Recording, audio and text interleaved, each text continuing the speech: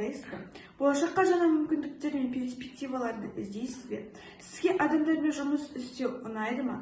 Өзіңізді ішкі ұстаз және психолог сезінесіз бе? Онда ақыл-ой фитнес жаттықтырушысы мамандығы сіздікі.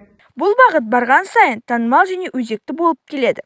Расында да, қазіргі заманда бәсекеге қабілетті маман болу үшін ой өрісінің кеңдігі, икемділік, көп міндеттілік маңызды. Бұл қасиеттерді ақыл-ой фитнес жаттықтырушысы дамыта алады.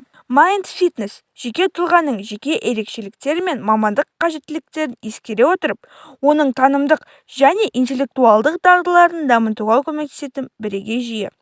Жүйе арнайы әзірленген бағдарламалардың көмегімен жұмыс істейді. Олар жаттығулардан, ойын тапсырмаларынан, дидактикалық және сыртқы ойындардан, стратегиялық тапсырмалардан, психофизикалық әсерге негізделген әдістерден тұрады.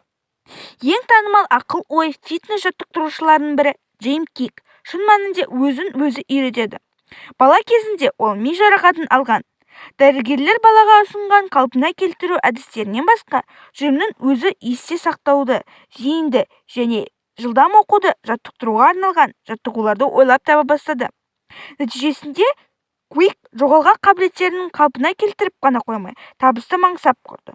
20 жыл бойы ол Илон Маск, Билл Клинтон, Уилл Смит және басқа да кино, саясат және бизнес жұлдыздарымен жұмыс істей алды.